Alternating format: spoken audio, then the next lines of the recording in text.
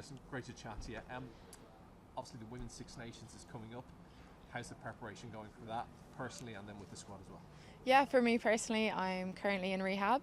It's going really well. It's really positive. And in terms of the team, we assemble on Monday, and the camps are going to kick off. And I think the team is in a really healthy spot. They've been playing so much rugby, and it's going to be great to get everyone back together and start building our green wave. It almost seems like a unique, I suppose, route into this Six Nations tournament, because you come off the back of beating New Zealand, which is the biggest win probably the team have ever had. So there must be a new buzz around the camp. Absolutely, and it's definitely a new buzz, but it's also so much belief. Like, the team just know that we can really go into the Six Nations and do things we haven't ever done before. So there's loads of belief with the squad. So last year, take us back to 2 wins, wasn't it, over Wales and Scotland? Yeah. Is that the minimum expected for this year? Yeah, I think our ceiling is really endless, and we want to have really good performances against World Cup contenders. So we want to go against France and England and see what we can do.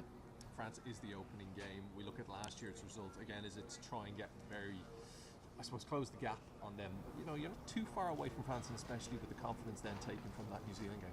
Yeah, I think it's going to be a really exciting, game. We have France at home, and anything can happen with this squad. England, they are obviously the dominant force in the game. Is it just a matter of trying again to close the gap on them, seeing where you get? They seem like such a team that's so far ahead of everybody else. How do you plan for it to come up against a team like that?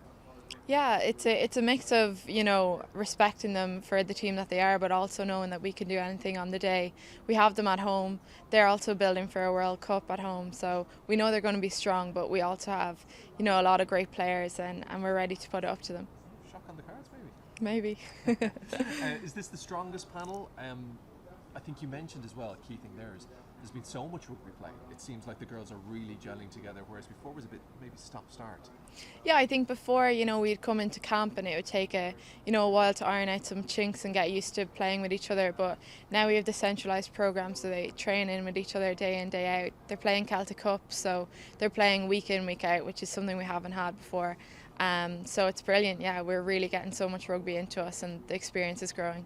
And I have to ask you then as well about last summer, Paris. Was that a really good experience for everybody involved in the Sevens, just to play at such a major tournament, I suppose? Yeah, absolutely. And to go and run out into the Stade de France with, Irish flags in every corner, it felt amazing. And I've no doubt that the World Cup in England will be the same. Like, the Irish supporters, they travel everywhere. So when it's just a hop across the water, I know it's going to be amazing. And listen, just have to say to you as well, personally, then as well, with those injuries, you seem incredibly happy and bubbly despite being a bit stop-start for you. You've been incredibly unlucky, I think. Yeah, I've had 2 sort of big injuries back to back, but I'm in such good hands, and they're doing everything to get me back in time for maybe a game or 2, or definitely the World Cup. So just have to stay taking it day by day. You're always exciting to watch. We hope you'll be back at Six Nations. Cheers, thank you.